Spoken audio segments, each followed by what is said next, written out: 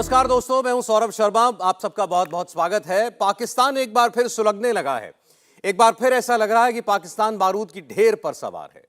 इमरान खान को पाकिस्तान की अदालत ने 3 साल जेल की सजा सुनाई और फिलहाल इमरान खान पाकिस्तान की एक जेल में बंद हैं। उनके ऊपर भ्रष्टाचार का इल्जाम साबित हुआ है। इसके अलावा उनके ऊपर 150 और मुकदमे हैं जो चल रहे हैं। सबसे बड़ी बात यह है कि इस साल होने वाले पाकिस्तान के आम चुनाव में अब इमरान खान हिस्सा नहीं ले सकते, क्योंकि वहां के कानून के मुताबिक अगर आपको सजा होती है, 3 साल की सजा होती है, तो आपको 5 साल तक के लिए डिबार कर दिया जाता है। मतलब अब जब इलेक्शन होंगे तो क्या उसमें जो मौजूदा पार्टियां हैं उन्हीं का जीत कराना तय है? क्या इमरान खान की राजनीति का दी एंड है ये? यहां उनके पॉलिटिक्स खत्म। जिस नए पाकिस्तान की, नई किस्म की राजनीति की वो बात करते थे, उसका खात्मा हो गया। और एक सवाल जिससे हर आम पाकिस्तानी भी परेशान है और दुनिया भी देख रही है कि क्या होगा। जिस तरह इसी साल 9 मई को पाकिस्तान की फौज के खिलाफ पूरे पाकिस्तान में प्रदर्शन हुए थे, उस वक्त भी यही हुआ था। इमरान खान को अदालत से वहां के सुरक्षा बलों ने उठा लिया था, जेल में डाल दिया था। क्या आज भी पाकिस्तान में वही कुछ होने जा रहा है? क्या शहर शहर वैसे ही जल उठेगा? और आज की तारीख हमारे लिए भी, यानी भारत के लिए भी बहुत महत्वपूर्ण है।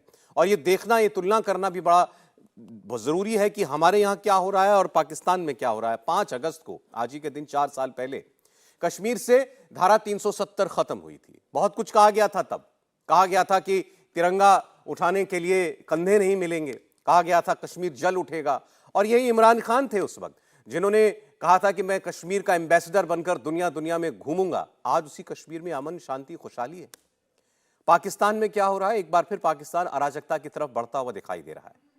पाकिस्तान पर हम और बात करेंगे, वहां से मेहमान भी जुड़ रहे हैं हमारे साथ। लेकिन जेल जाने से पहले इमरान खान जानते थे क्या होने जा रहा है, और एक वीडियो मैसेज अपने समर्थकों के लिए रिकॉर्ड करके गए, वो सुनिए। मेरे पाकिस्तानियों, जब तक ये पैगाम आप तक पहुंचेगा, मुझे ये अरेस्ट कर चुके होंगे और मैं जेल में होऊंगा, तो मेरी आपसे सिर्फ एक ही रिक्वेस्ट है, अपील है कि आपने घरों में चुप करके नहीं बैठना। पाकिस्तान का मतलब क्या कि हम कोई इंसान के सामने नहीं झुकते। ये है जंग इंसाफ की, आपके हकूक़ की, आपकी आज़ादी की। और कभी भी याद रखें, कोई आज़ादी प्लेट में रख के नहीं देता। जिस तरह मैं कहता हूँ, जंजीरें गिरती नहीं हैं, तोड़नी पड़ती हैं। पुरअमन एहतजाज आपने करते रहना है जब तक कि आपको आपका हक नहीं मिलता। और वो सबसे बड़ा फंडामेंटल राइट है, वोट के ज़रिए अपनी हुकूमत मुंतखब करना। किसी और कोई कब्ज़ा ग्रुप इस मुल्क के ऊपर कब्ज़ा करके बैठ जाए, जो आज कब्ज़ा करके बैठा हुआ है। भी इमरान खान साहब जो पिछले 1.25 साल से 1.5 साल से अपने ऊपर लगे हर इल्ज़ाम का ना जवाब देना चाहते थे। जब उनसे जवाब मांगो तो वो कभी जुडिशल कॉम्प्लेक्स पे हमला कर देते थे, कभी पुलिस वालों के ऊपर पेट्रोल बम फेंक देते थे। जो ज़मान पार्क में पुलिस अरेस्ट करने गई तो वहाँ जो मंजर कशी हुई कि पुलिस की गाड़ियाँ जला दी, रेंजर्स की गाड़ियाँ जला दी, पेट्रोल बम फेंके गए, गुलेलों से, बंटों से, डंडों से, क्लाशनकोफ से उनका इस्तकबाल किया जाता था जब भी वारंट लेकर जाते थे। और मैं ये भी वाज़िया कर दूं कि ये पूरी इन्वेस्टिगेशन जो है वो 12 से 13 माह के ऊपर मुश्तमिल है। ये किसी तरह भी हमने रियासती ताकत को इस्तेमाल करते हुए, जो कि इमरान खान साहब अपने 4 साल, 4.5 साल में करते रहे, किस तरह कानून को एस्केप किया जाए, किस तरह कानून को डिफीट किया जाए, किस तरह कानून को के से भागा जाए, अपनी चोरी के जवाब से भागा जाए। और हर दफ़ा जब उन पे जवाब देने की बात आती थी तो वो ऊपर से उल्टा चोर कोतवाल को डांटे, जो वारंट लेके जाता था उस पे हमला आवर हो जाते थे। और आइए सीधे मेहमानों का रुख करते हैं। अब हम हमारे साथ आरजू काजमी जी जुड़ रही हैं पाकिस्तान से, वहां की जानी मानी पत्रकार हैं। आरजू जी, स्वागत है आपका। फखर यूसुफजई साहब भी जर्नलिस्ट हैं। वगत साहब, स्वागत आपका भी इंडिया टीवी पर। हमारे साथ अब्दुल समद याकूब साहब जुड़ रहे हैं, इमरान खान की पार्टी पीटीआई के नेता हैं। अब्दुल समद साहब, आपका बहुत स्वागत है। और डॉक्टर इरशाद अहमद खान साहब हमारे साथ जुड़ रहे हैं, वहाँ की PMLN पार्टी के नेता हैं। खान साहब, आपका भी बहुत स्वागत है। पहले तो अब्दुल साहब, क्या अब इस वक्त इमरान खान की गिरफ्तारी के बाद आगे क्या होता आप देख रहे हैं? 9 मई को जो वहां पर वायलेंस हुआ था उसकी वजह भी यही थी जब इमरान खान अरेस्ट हुए थे। अब भी इमरान खान ने ये कहा है कि घरों में मत बैठिए, अपने सपोर्टर्स को वो कह रहे हैं बाहर निकलिए। तो क्या क्या होता हुआ देख रहे हैं अभी आगे आप? देखें, जिस तरह की पॉलिटिकल इंस्टेबिलिटी है इस वक्त और जिस तरह की और इम्पैक्ट कर रही है इकोनॉमी के ऊपर, आपके पास तनख्वाह देने के पैसे नहीं, आप वर्ज ऑफ डिफॉल्ट के ऊपर है। तो उस सूरत में अगर इन्होंने फैसला कर ही लिया कि मुल्क को डबोना है, इन्होंने मुल्क को जो मुल्क का बेड़ा गर्क करना है इन्होंने, तो फिर जब कोई मुल्क की रियासत, जब रियासत जो है ना खुदकशी का फैसला कर ले, तो ये सुसाइडल अटेम्प्ट ही है ना एक किस्म की, कि दुनिया में कहीं भी इस तरह से नहीं होता कि एक फॉर्मर प्राइम मिनिस्टर के ऊपर 200 केसेस आप कर दें, और मर्डर के केसेस, दहशतगर्दी के केसेस। तो जब ये सारा कुछ हो रहा हो, तो फिर आप यहाँ पे इससे पहले भी प्राइम मिनिस्टर को फांसी भी लगाया गया, डिस्क्वालीफाई भी किया गया, मार्शल लॉ ट्रिब्यूनल पे भी प्राइम मिनिस्टर को ट्रायल किया गया। तो कुछ नया तो नहीं हो रहा, कोई तारीख से कोई सबक तो नहीं सीखा इन्होंने। तो इन्होंने अगर बेड़ा गर्क करने का फैसला कर लिया तो फिर ठीक है, फिर इसी तरह से ही अगर इन्होंने चलाना है तो चला ले। हम तो एक्सपेक्ट कर रहे थे कि इमरान खान को अरेस्ट कर लिया जाएगा और इमरान खान को जेल में डाल दिया जाएगा, क्योंकि जब आप ग्राउंड के ऊपर मुकाबला नहीं कर सकते, जब आपके पास वोट नहीं है, जब आप इलेक्शन नहीं लड़ सकते, जब 80% पॉपुलैरिटी है इमरान खान की, तो फिर आपके पास यही स्टेप्स रह जाते हैं जिन पे आपने उनको डिस्क्वालीफाई करके जेल में डाल के, और आप ये समझेंगे जी ये पीएमएलएन ये समझे कि वो शायद इलेक्शन लड़ के जीत जाएगी।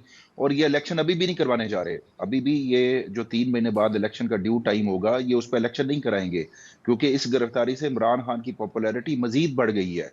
वो मजीद पॉपुलर, जितना उसको दबाने की कोशिश कर रहे हैं, वो उतना उभरता नजर आ रहा है। तो बाकी अब आप ये लेकिन कौन है इसके पीछे? ये क्या वहां की सरकार जो है वो इतनी ताकतवर है कि सब कुछ करा ले रही है? वहां का जो मिलिट्री एस्टेब्लिशमेंट है उसको आप इसके पीछे मानते हैं? और क्या केवल इमरान खान को इलेक्शन से हटाने के लिए हुआ है? देखें, जो डिग्गी में जो मौजूदा वजीर आजम डिग्गी में मुलाकातें करने के लिए जाता हो और जिनसे वो मुलाकातें करता हो, और अभी भी वो कहता है कि जी मुझे तो एस्टेब्लिशमेंट का बंदा समझा जाता है, तो वो खुद कह रहा है कि मुझे समझा जाता है एस्टेब्लिशमेंट का, मुझे आप बूट पॉलिशिया ना कहे, मैं इतना नहीं करता, मैं थोड़ी करता हूँ। तो आप ज्यादा समझ लेते हैं, एग्जैजरेट कर जाते हैं। तो अब इरशाद साहब का ही लीडर है वो, जो कहता है कि जी अब इससे बड़ी और क्या किसी प्राइम मिनिस्टर के लिए शर्मनाक बात हो कि वो खुद ये बातें क्लियर करता फिर रहा हो कि जी मुझे तो आप लोग एस्टेब्लिश। और फिर ये सी पैक के ऊपर अभी अब आप अंदाजा करें कि वो प्राइम मिनिस्टर मौजूदा वो आर्मी चीफ को क्रेडिट दे रहा है कि जी ये आर्मी चीफ की बदौलत, वो इंफ्रास्ट्रक्चर के ऊपर भी आर्मी चीफ को क्रेडिट दे रहा है, वो एग्रीकल्चर के ऊपर भी आर्मी चीफ को क्रेडिट देता है कि फसल जो उगी है या फसल उगाएंगे तो ये आर्मी चीफ साहब का शुक्रिया। तो इस हद तक तो कोई प्राइम मिनिस्टर नहीं गिरा था जिस हद तक ये प्राइम मिनिस्टर जो है वो तो जवाब दीजिए डॉक्टर खान, आपके लीडर के लिए पाकिस्तान के प्राइम मिनिस्टर की ओर वो इशारा कर रहे हैं। इशारा क्या कर रहे हैं, खुल के कह रहे हैं वो तो। और ये इमरान खान की पॉपुलैरिटी से डरकर ये किया है कि जेल में डाल दो, इलेक्शन ही मत लड़ने दो।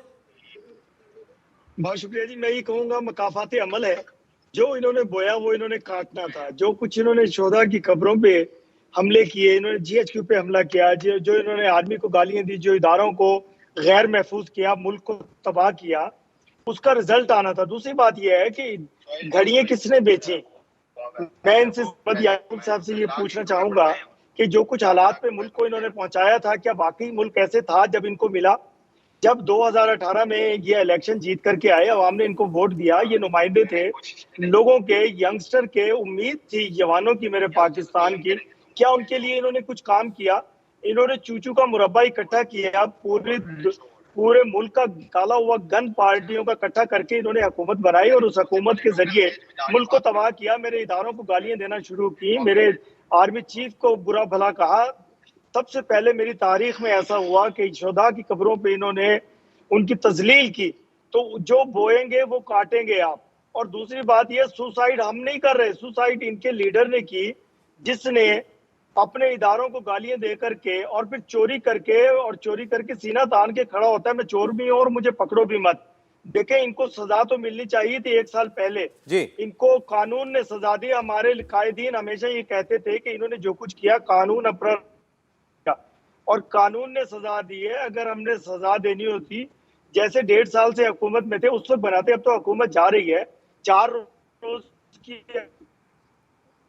हुकूमत है इरशाद वो साहब, जो मेरा आपसे एक सवाल है इरशाद साहब से। हमारी इरशाद अदालतें साहब से जाने, सवाल हमारी ये है इदारे कि जाने, हमारी प्राइम अदालतें मिनिस्टर के पूरे हमारी टेन्योर के अदालतें ऊपर आजाद है, अदालत ने इनको इरशाद सजा साहब, दी है।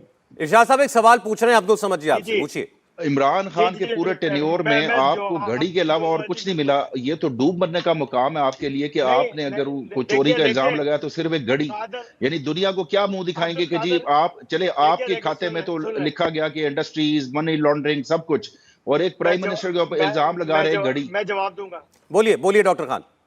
एक घड़ी तो नहीं है, एक घड़ी नहीं है, वो ले आया जिस पीर की पीर नहीं ले आया, उसके ऊपर तो ऐसे ऐसे इल्जाम है, उसके ऊपर तो ऐसे ऐसे इल्जाम है कि शर्म आती है बताते हुए भी। आपकी आवाज साफ नहीं पहुंची डॉक्टर साहब, वैसे भी आप गाड़ी में, मेरे ख्याल से उस वजह से नेटवर्क प्रॉब्लम है। मैं एक बार जरा उम्मीद करते हैं आगे आपकी बात मैं पूरी सुनवा पाऊं। एक बार बाकी और मेहमान भी जुड़े हैं, खालिद महमूद साहब सीनियर जर्नलिस्ट पाकिस्तान से जुड़ रहे हैं। खालिद साहब स्वागत है आपका। और हामिद बशानी साहब जाने माने कॉलमनिस्ट हैं, अपनी बात रखते हैं तमाम मुद्दों पर। हामिद साहब आपका बहुत स्वागत है। आरजू, लेकिन पहले आपसे हम बात करना चाहते हैं। देखिए अभी दुनिया जो देख रही है, हम लोग भी जिस बात से हम लोग भी नजर रखें, वो ये कि कहीं कोई स्ट्रीट वायलेंस पहले जैसी तो नहीं होगी पाकिस्तान में। जो 9 मई को हुआ वैसे कोई हालात तो नहीं बन रहे। देखिए, पाकिस्तान में ऐसे तो कोई हालात नहीं बन रहे, इसलिए कि कोई खास लोग बाहर हमें नहीं दिखाई दे रहे जो प्रोटेस्ट करने आ रहे हो।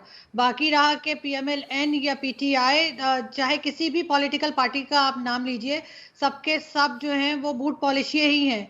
और फौज को और इस्टेब्लिशमेंट की वाह वाह करके ही ये प्राइम मिनिस्टरशिप तक पहुंचते हैं, चाहे वो नवाज शरीफ हो या इमरान खान। सबके सबको फौज ही लाती है और फौज ही हटा देती है। ये लोग ना तो अपनी ताकत से आए होते हैं और ना ही कोई काम कर सकते हैं, ये सिर्फ पपेट है। लेकिन बात ये है कि जो इन लोगों को लाते हैं उनको कब कटहरे में लाया जाएगा। वो आर्मी, वो हमारी इस्टेब्लिशमेंट या एजेंसीज के लोग जो नवाज शरीफ और बेनजीर भुट्टो और आसिफ जरदारी और इमरान खान जैसे पपेट लेकर आते हैं, उनको किस वक्त जेल में डाला जाएगा।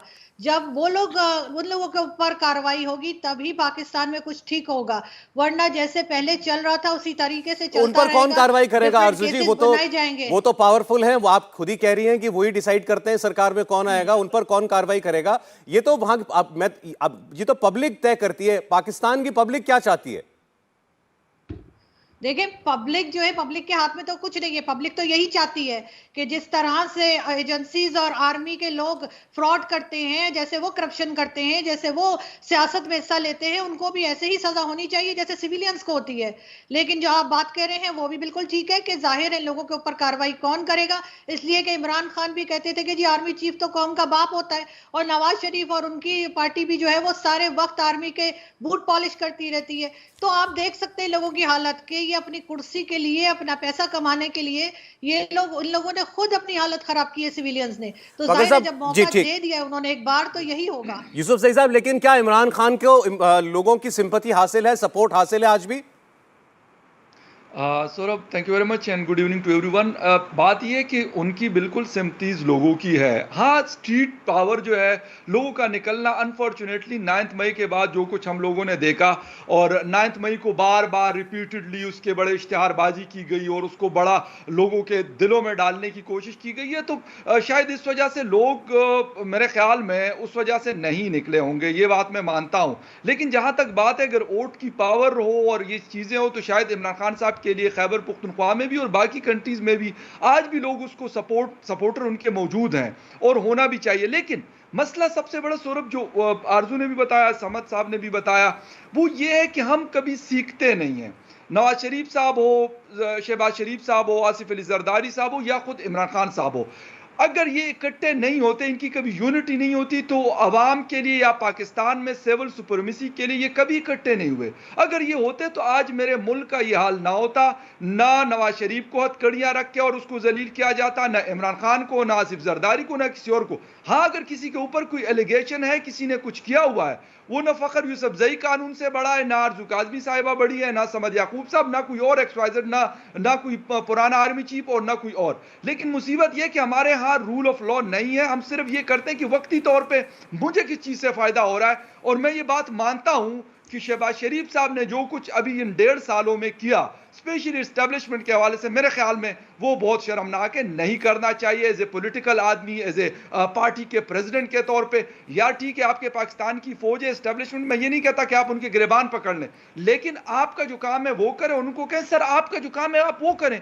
अगर आप ये करेंगे तो पाकिस्तान आगे जाएगा, वरना सारी जिंदगी हम लोगों से भीख मांगेंगे, लोग हमें जलील करेंगे, लोग हमें कहेंगे यार ये तो मांगने पैसे आ गए। इसके अलावा क्या होगा? हमारी रिस्पेक्ट की ना होने की वजह यह कि हम यहां पे इंटरनली खुद वीक हैं। जब हम यहां से स्ट्रांग होंगे, बाकी कंट्रीज, इंडिया में भी हमारी इज्जत होगी, सऊदी अरेबिया में भी हमारी इज्जत होगी, अमेरिका में भी हमारी इज्जत होगी। लेकिन इसके लिए काम करना पड़ेगा। ये नहीं होगा कि मैं कहूंगा मैं पावर में हूं तो इमरान खान साहब को रगड़ा दूंगा, इमरान खान साहब कहते हैं मैं पावर में हूं तो शहबाज शरीफ और जरदारी को मैं रगड़ा दूंगा, फिर मौलाना फजल रहमान को। ये चीजें अनफॉर्चुनेटली आज भी कोई यूनिटी पॉलिटिकल लीडरशिप में नहीं है। खालिद महमूद साहब, जब पिछली बार इमरान खान को अरेस्ट किया गया था, कोर्ट हाउस से उनको उठा करके वहां की सिक्योरिटी फोर्सेस ले गई थी, उसके बाद हमने देखा कि सड़कों पर बहुत लोग आए थे उनकी सपोर्ट में, और दूसरा उनको आपके जो हायर कोर्ट्स हैं वहां से भी रिलीफ मिला था। क्या इस बार दोनों चीजें मुमकिन है? जी, पहली 9 मई की जब आप बात कर रहे हैं तो उस वक्त जो लोग निकले थे उनको निकालने वाले लीडर मौजूद थे पीटीआई में। इस वक्त पीटीआई में है क्या? कोई लीडर नहीं है इमरान खान के सिवा, उसमें कोई भी ऐसा शख्स नहीं है जो अवाम को सड़कों पे ऊपर ला सके। और इमरान खान खुद जितना मर्जी कहते रहे कि सड़कों पे आए, लेकिन जो लोग कंट्रोल करने वाले हैं वो किसी को भी सामने नहीं आने दे सकते, लोगों को बाहर नहीं आने देंगे, और लोग भी खौफजदा हैं। जहां तक पॉपुलैरिटी का ताल्लुक है तो वो पॉपुलैरिटी अब खत्म कर दी गई है। ये मैं नहीं कह रहा कि खत्म हो गई है, खत्म की गई है, और आइंदा भी इसी बात के इम्कान मौजूद है कि ये पॉपुलैरिटी ऊपर नहीं आएगी इनकी। और अब तो नाअहल हो गए 5 साल के लिए, खास सुप्रीम कोर्ट अगर उनको रिलीफ दे भी दे, लेकिन इसके बावजूद ये सुप्रीम कोर्ट पे ही हरफ आएगा, और अब सुप्रीम कोर्ट भी उनको रिलीफ नहीं देगी परसों अगर वो अपील करते हैं।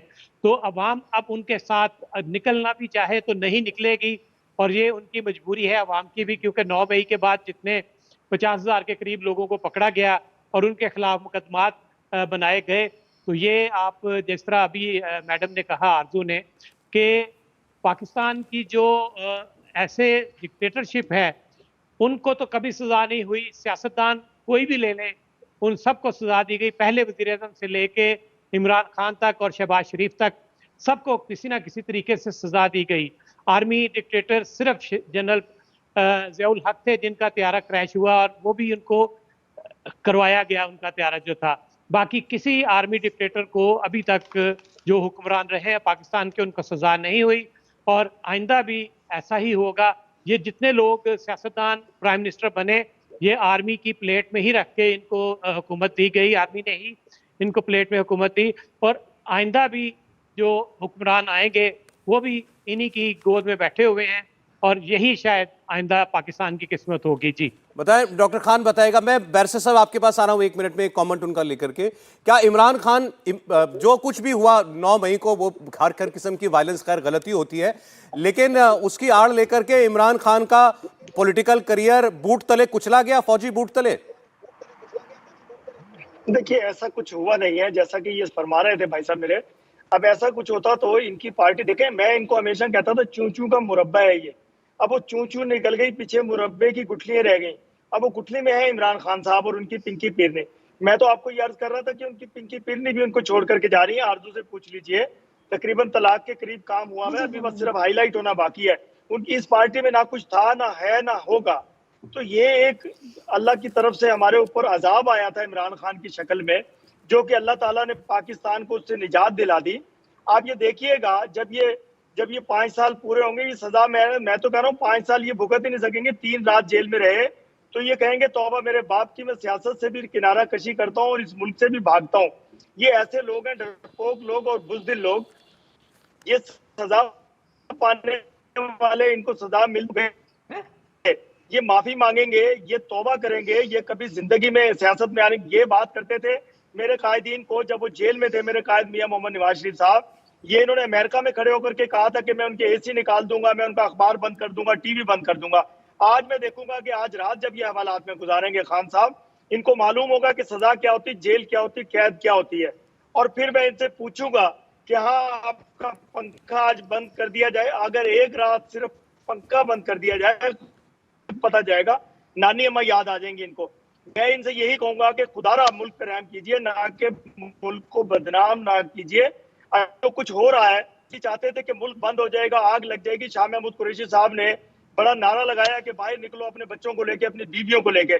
शाह महमूद कुरैशी को मैं ये कहता हूँ आपके चैनल की विसादत से, आओ अपने बच्चों को लेकर के पहले निकलो मुल्तान में बाहर। फिर मैं मानूंगा कि आप लीडर हो, आप पीटीआई के हो। उसने घाट घाट का पानी पिया हुआ है शाह महमूद कुरैशी ने। मेरा ताल्लुक भी मुल्तान से है, लेकिन मैं इस्लामाबाद में सेटल हूँ। मुझे मालूम है कि इनकी औकात क्या है। ये हर रोज आप याद कीजिए कि बिलावल भुट्टो जरदारी ने कहा था, इमरान खान साहब आस्तीन के सांप को पहचानिए, जिस दिन भी डंग मारेगा यही मारेगा। तो ये अभी तक जो अपर पार्टी में खड़ा है, ये चेयरमैन जी ठीक, मतलब आपने लेकिन पहले ही बता दिया कि जेल में क्या क्या होने जा रहा है इमरान खान के साथ। बैरिस्टर बशानी साहब, बैरिस्टर साहब, ये बड़ा कड़वा सच है कि पाकिस्तान में कोई भी वजीर आजम, कोई भी सिविलियन गवर्नमेंट अपने 5 साल जो है प्राइम मिनिस्टर अपने पूरे नहीं कर पाया। अब खैर इलेक्शन होंगे, उसमें इमरान खान नहीं होंगे अगर उनको हायर कोर्ट से कोई रिलीफ नहीं मिलता है तो। लेकिन क्या हम वही कोई पुराना रिकॉर्ड बचता हुआ देख रहे हैं पाकिस्तान में कि जैसे कहावत है, हाथी के पांव में सबका पांव, तो मिलिट्री के बूट के नीचे हर सब कुछ।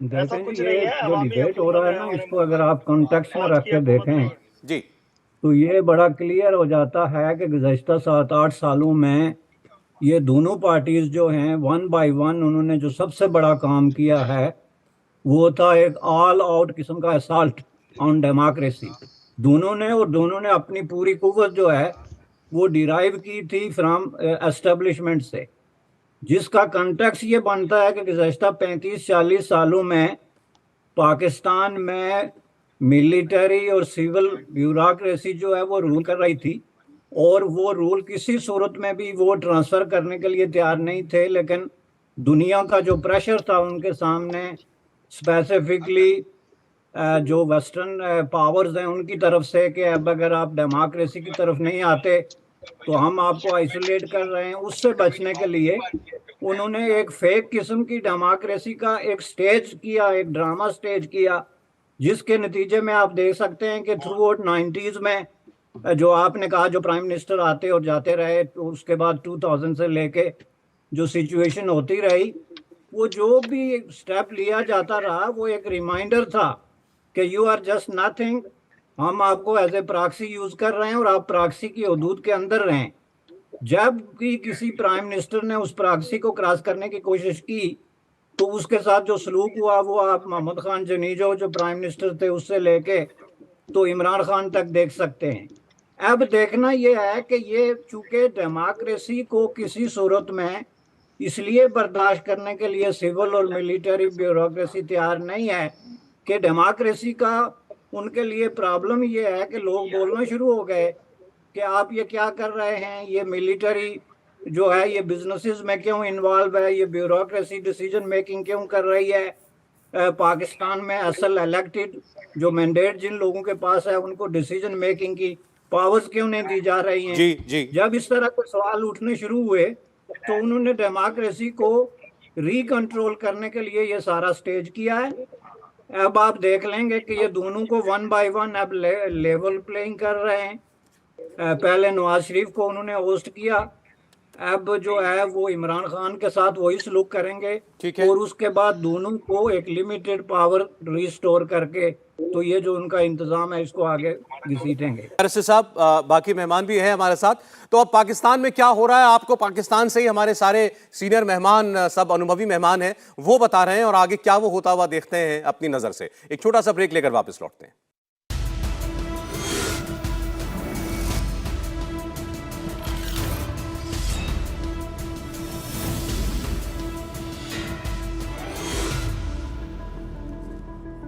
पाकिस्तान के ex prime minister Imran Khan को जेल हो गई है और वो अब अगले 5 साल के लिए इलेक्शन भी नहीं लड़ पाएंगे। तो क्या इमरान खान का पॉलिटिकल करियर यहीं पर हमें खत्म होता हुआ दिखाई दे रहा है? और पाकिस्तान में इस फैसले के बाद, उनकी सजा के बाद किस किस्म के हालात हैं, वो आपको पाकिस्तान से मेहमान बता रहे हैं।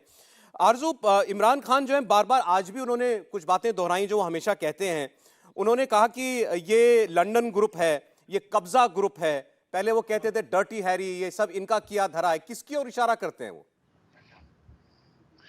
देखिए, इमरान खान पहले इन्हीं ग्रुप्स के साथ बैठा करते थे। जब शुरू में उन्होंने अपनी पॉलिटिक्स का स्टार्ट लिया था, उस वक्त हम इमरान खान को इन सबके साथ ही देखते हैं, चाहे वो आसिफ अली जरदारी हो या फिर वो नवाज शरीफ हो। लेकिन इमरान खान शायद एस्टेब्लिशमेंट की तरफ भी इशारा कर रहे हैं, लेकिन वो तो खुद प्रोडक्ट है एस्टेब्लिशमेंट की, और एस्टेब्लिशमेंट ही उनको लेकर आई थी, फौजी उनको लाई थी। अभी जैसे डॉक्टर इश्तियाक जो हैं, वो हर बात से इनकार कर रहे हैं और उनका ख्याल है कि नहीं, ये सब कुछ जो है वो इमरान खान के साथ ठीक हो रहा है। लेकिन वो इमरान खान भागने के लिए तैयार है। तो इनके लीडर भी तो 10 साल सऊदी अरेबिया में रहे थे।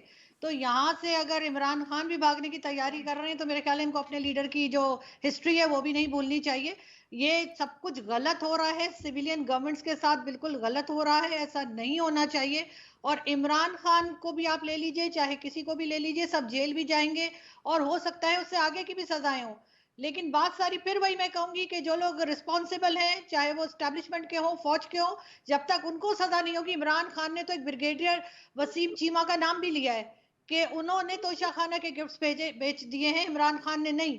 तो आखिर उनको अदालत में क्यों नहीं बुलाया गया? उनको भी अदालत में बुलाना चाहिए था। नहीं, अभी और जिस और अभी डॉक्टर खान, डॉक्टर इरशाद अहमद खान इशारा कर रहे थे, क्या जो उनकी वाइफ है, मिसेस खान है इमरान खान की, उनके ऊपर भी कोई चार्जेस हैं और क्या उनको भी इस किस्म की सजा या जेल हो सकती है? देखिए, चार्जेस तो बिल्कुल हैं बुशरा बीबी के ऊपर, लेकिन उनको सजाएं हो सकती होंगी और वो तो अदालत ही फैसला करेगी। जब उनके केसेस सुने जाएंगे और उसके ऊपर फैसला आएगा तभी पता लगेगा। उससे पहले इस किस्म की बात जो है वो मैं नहीं समझती कि मुझे करनी चाहिए। जी जी, ठीक। खालिद महमूद साहब, देखिए बार बार बात हो रही है कि फौज जो है वो डेमोक्रेसी को जड़ें पकड़ने नहीं दे रही है, लेकिन इसके लिए तो फिर यही पार्टियां जिम्मेदार हैं। जब इमरान खान आए थे तब बाकी पार्टियां, आज की जो सत्ता में, पावर में, वो कहती थी ये सिलेक्टेड हैं। अब इमरान खान जो है वो इनके लिए कहते हैं कि ये कब्जा किए हुए हैं।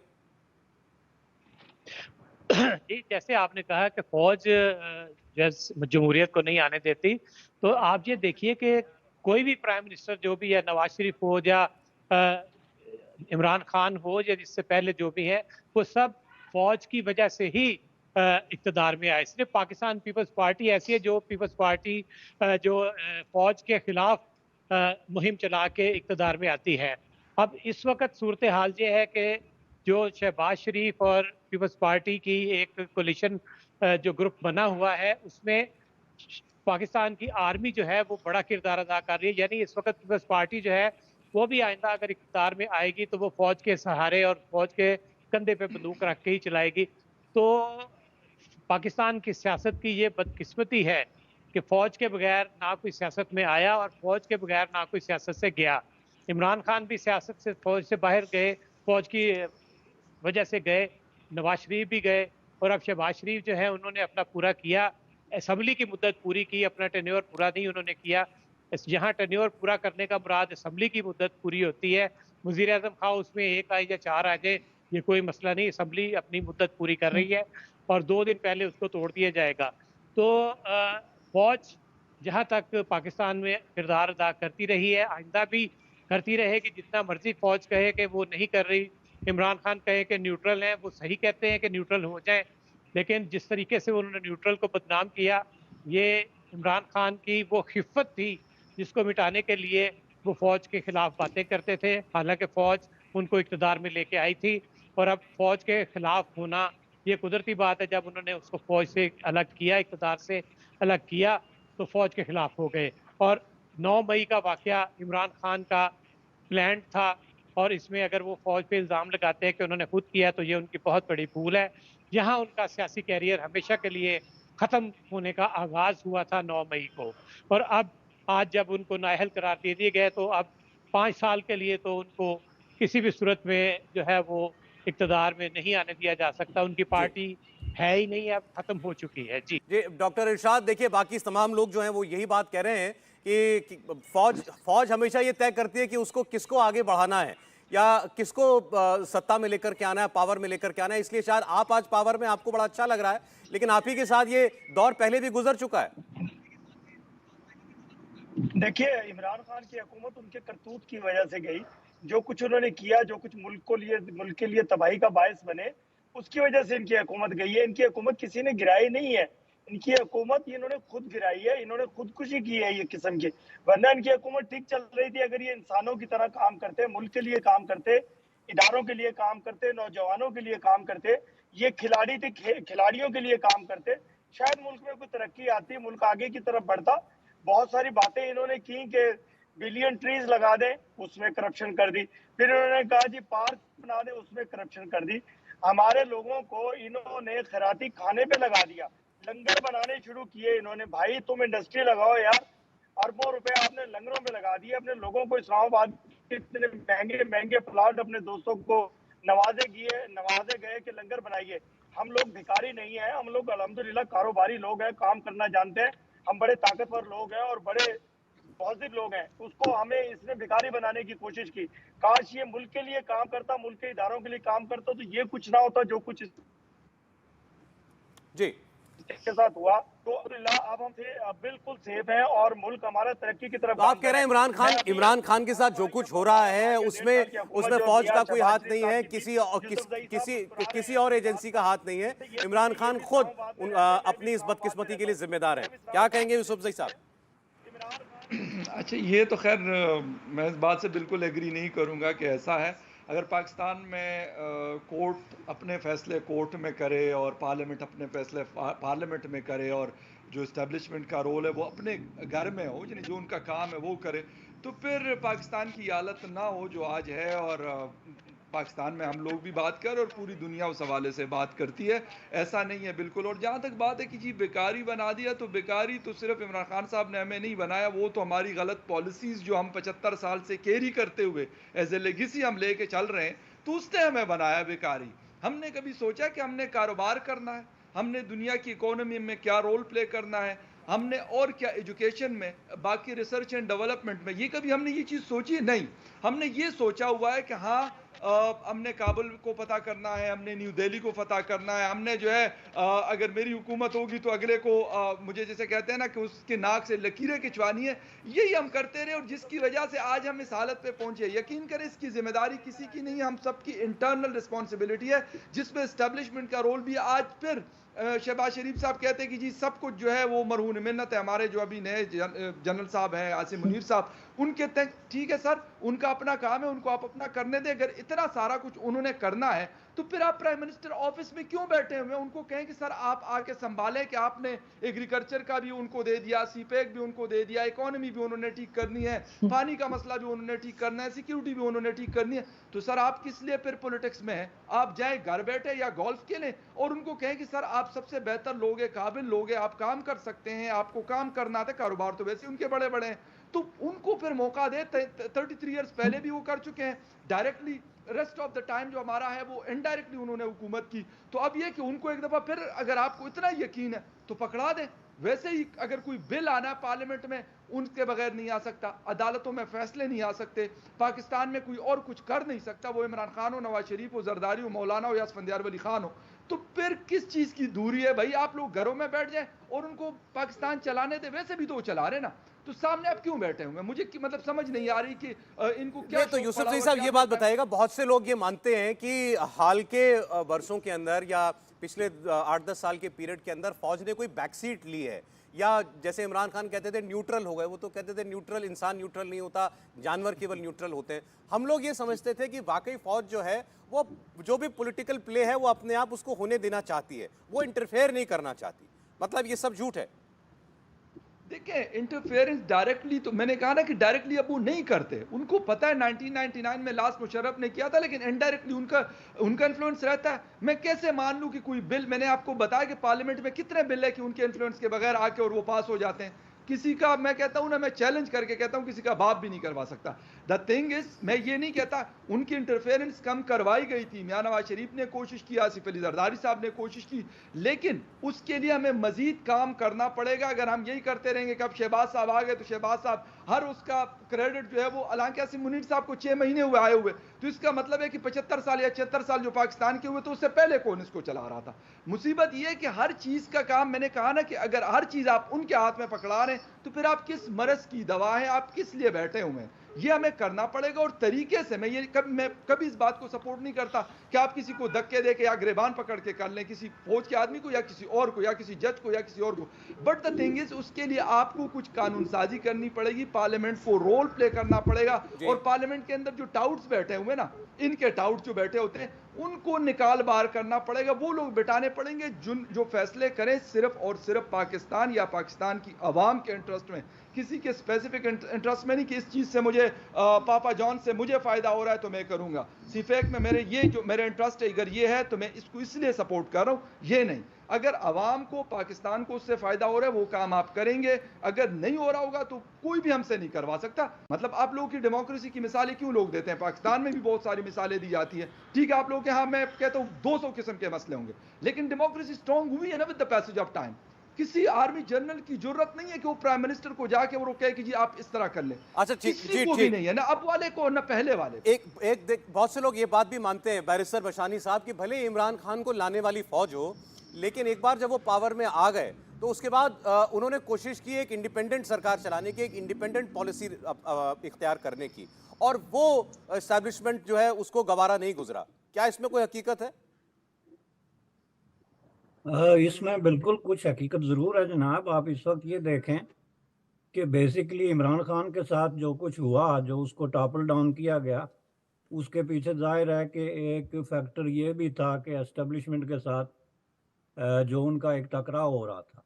लेकिन उसके नतीजे में जो कुछ हुआ उसमें इमरान खान जो है वो सबसे ज़्यादा प्रो एस्टेब्लिशमेंट पॉलिटिशियन के तौर पे उन सामने आए, और उन्होंने बार बार एस्टेब्लिशमेंट से अपील की कि जी आप मुझसे बात करें। अभी कल भी उनका बयान ये था कि एस्टेब्लिशमेंट आए और हम बैठ के तो पाकिस्तान के मुस्तकबिल की बात करें।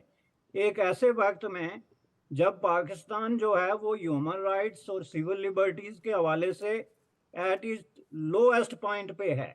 पाकिस्तान में इस वक्त प्रैक्टिकली मार्शल लॉ है, और जो भी पॉलिटिशियन इस बात से इनकार करता है वो बहुत बड़ी हकीकत जो है उससे मुंह चुरा रहा है। चूँकि ये जितना पार्लियामेंट की एक्टिविटीज़ हैं, ये जितने बिल पास हुए हैं, ये जितनी बड़ी तादाद में लोगों को अरेस्ट किया गया है विदाउट ड्यू प्रोसेस के, जिस तरीके से उनको तशद्दुद का निशाना बनाया गया है, ये सारी चीज़ें कभी मार्शल लॉ में भी नहीं हुई हैं।